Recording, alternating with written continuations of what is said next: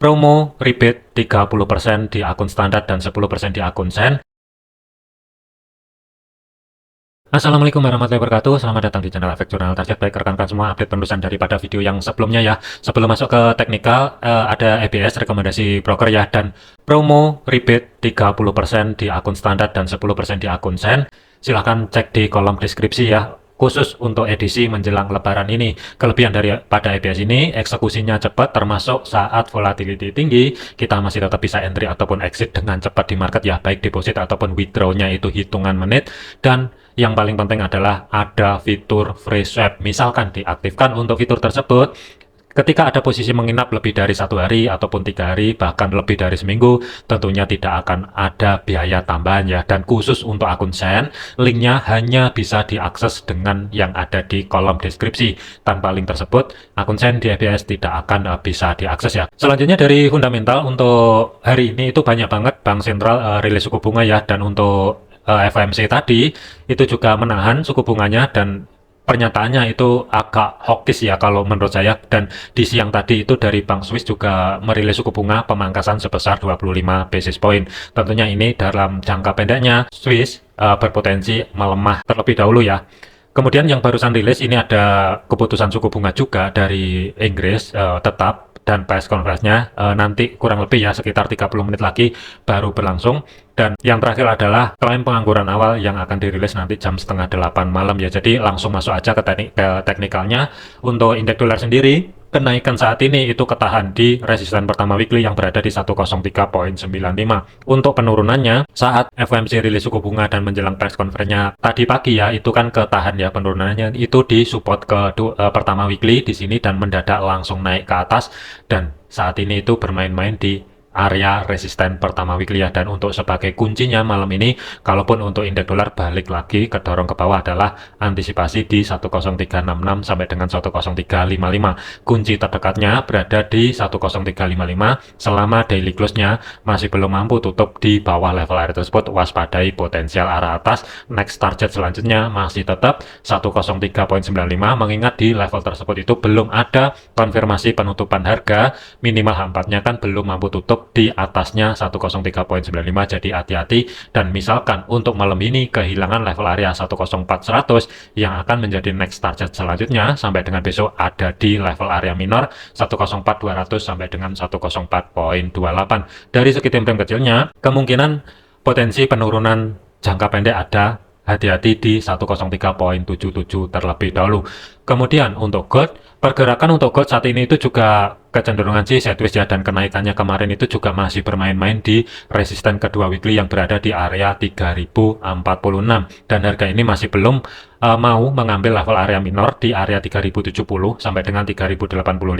Jadi antisipasi untuk malam ini kan gold sendiri itu bermain-main kembali di level area minor bagian bawah ya. Ini didapat dari pecahan level area SRP history high minggu yang sebelumnya sampai dengan resisten kedua weekly. Kurang lebih level area minornya itu jatuh di antara zona yang saya blok merah di sini 3030, 3025, dan maksimum berada di 3020 terlebih dahulu. Jadi untuk kuncinya itu berada di area 3020 selama daily close-nya masih belum mampu tutup di bawah 3020 atau zona yang saya blok merah bagian bawah di sini.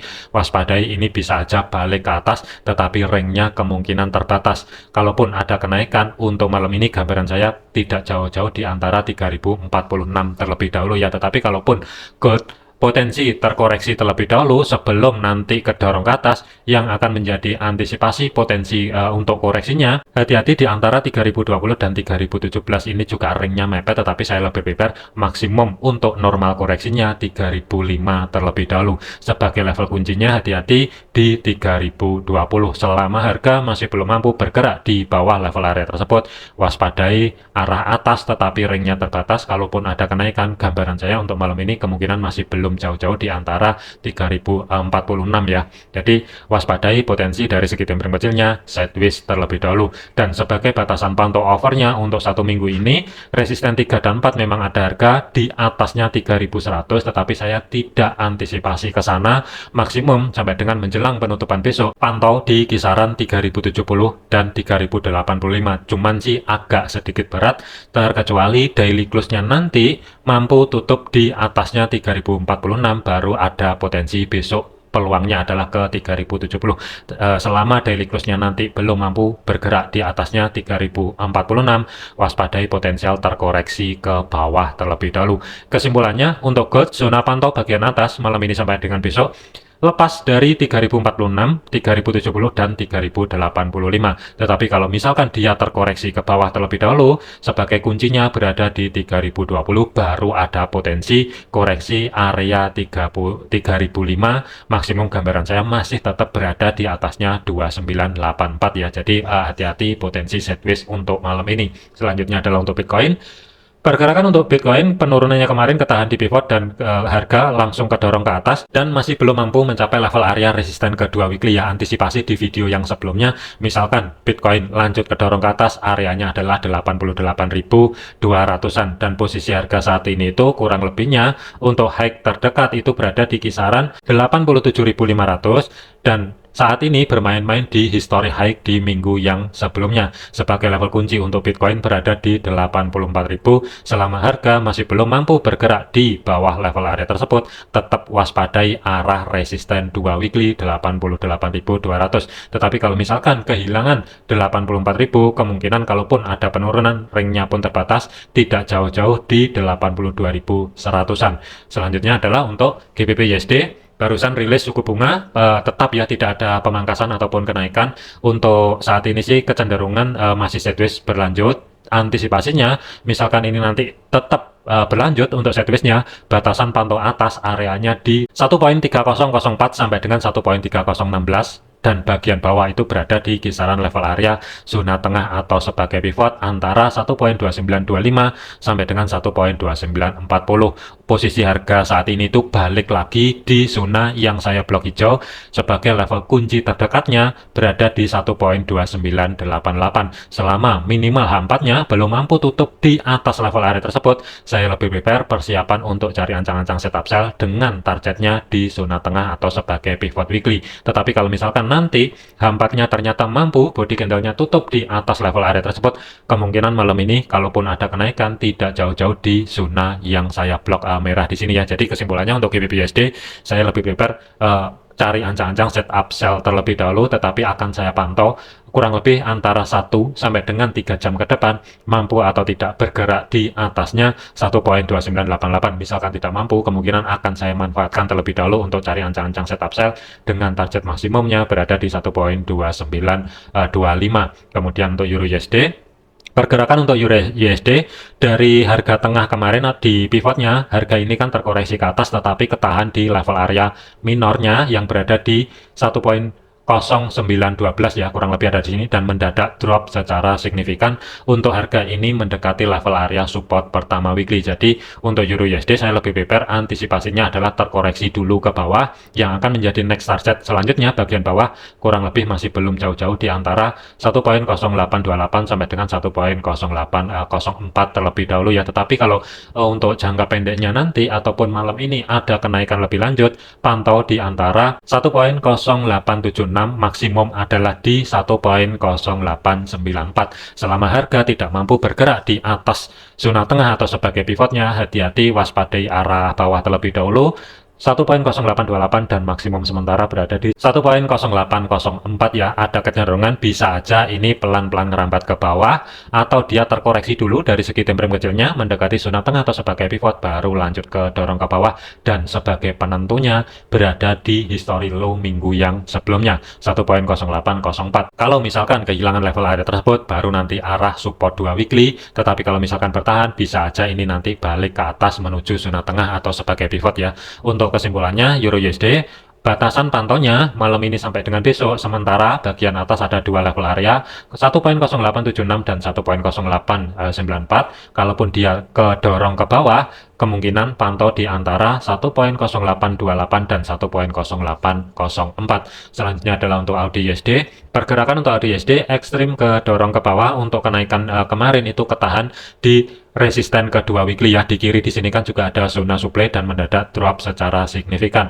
Posisi harga saat ini tuh berada di batas bawah pivot yang berada di 0.6286. Jadi kalaupun dari segi time frame kecilnya nanti ada kenaikan, sebagai level kuncinya itu di 0.6305. Selama minimal H4-nya belum mampu tutup di atas level area tersebut, berpotensi AUD/USD kemungkinan akan mengerjakan level area support pertama weekly sampai dengan history low minggu yang sebelumnya yang berada di 0.6270 dan 0.6258 terlebih dahulu. Tetapi kalaupun ada kenaikan, gambaran saya ringnya pun terbatas, pantau terlebih dahulu mampu atau tidak tutup di atasnya 0.6305. Misalkan tidak mampu, saya lebih prepare cari ancang-ancang setup sell dengan targetnya nanti di area support pertama sampai dengan history low minggu yang sebelumnya, konteksnya hanya day trade. Tetapi kalau misalkan ada kenaikan dan kehilangan 0.6305, ringnya pun terbatas, hati-hati di kiri. Di sini juga banyak sentuhan di resisten pertama weekly ya. Gambaran saya tidak jauh-jauh di kisaran 0.6321. Untuk saat ini kemungkinan sih masih berat di bawah 50%. Jadi hati-hati, waspadai arah bawah, tetapi time frame kecilnya ayunan ke atas sebelum lanjut ke dorong ke bawah ini yang mesti diwaspadai. Kemudian untuk USD CAD, pergerakan untuk USD CAD antisipasi kemarin adalah kenaikan untuk koreksinya, dan saat ini kan kejadian dan harga ini kurang lebih juga pas ketika mencapai support pertama weekly yang saat ini berubah fungsi sebagai level area resisten.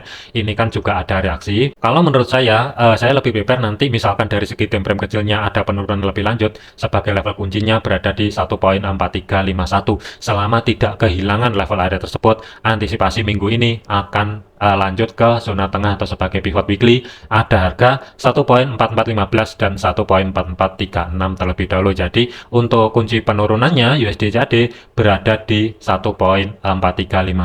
Selama harga masih belum mampu bergerak di bawah level area tersebut, waspadai potensi arah zona tengah atau sebagai pivot. Tetapi kalau misalkan alternatifnya kehilangan level area 1.4351, ringnya pun terbatas. Di sini juga ada zona demand ya yang bertumbuk dengan level area minor. Gambaran saya tidak jauh-jauh, masih di atas level area tersebut sampai dengan besok. Kemudian untuk USD Swiss, pergerakan untuk USD Swiss, pemangkasan suku bunga sebesar 25 basis point, ini pelemahan jangka pendek dari segi Swiss. Makanya untuk USD Swiss saat ini kan ada kenaikan lebih lanjut dan harga ini terkonfirmasi bergerak di atasnya 0.8823 ya. Tinggal menunggu penutupan H4-nya mampu atau tidak tutup di atasnya 0.8823. Misalkan mampu, yang akan menjadi next target sampai dengan besok, pantau di resisten pertama weekly 0.8845 dan 0.8863 terlebih dahulu.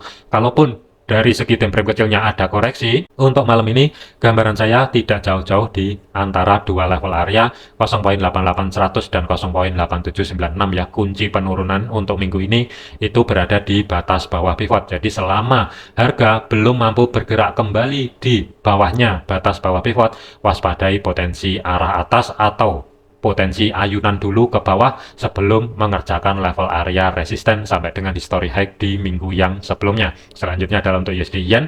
Pergerakan untuk USD Yen kurang lebih pas ya, antisipasi kemarin kalaupun ada kenaikan 150.100 ini yang akan menjadi zona pantau. Lepas dari level area tersebut ada minor bagian atas di 150.500 sampai dengan 150.900 ya. Cuman untuk USD Yen sendiri itu kenaikannya juga dipasin di resisten kedua weekly-nya dan mendadak drop secara signifikan. Harga bergerak balik di bawahnya resisten pertama weekly kembali yang berada di 148.76 ya. Jadi kalau misalkan dari segi time frame kecilnya USD Yen ini lanjut ke dorong ke bawah, untuk malam ini kemungkinan masih tetap pantau di 3 level area zona tengah atau sebagai pivot 148.200, 14787 dan 147.53 terlebih dahulu ya. Kunci penurunannya itu berada di batas bawah pivot. Jadi selama misalkan USD Yen ini nanti kedorong ke bawah dan level kunci atau daily close-nya masih belum mampu tutup di bawahnya 14753, waspadai ini bisa aja putar balik ke atas kembali ya. Untuk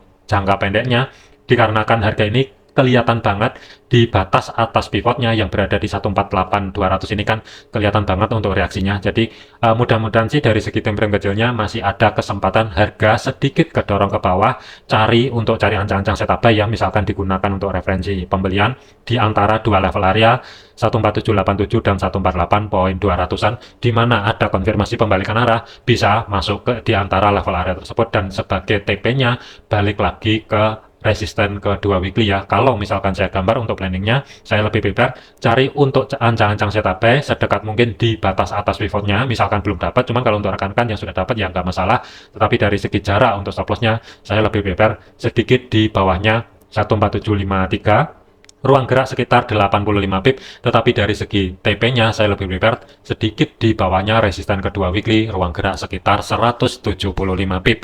Jadikan video ini sebagai referensi, jangan dijadikan sebagai patokan. Segala keputusan risiko menjadi tanggung jawab masing-masing. Jangan overload, jangan overtrade, tetap disiplin. Terima kasih, sampai jumpa di video yang selanjutnya.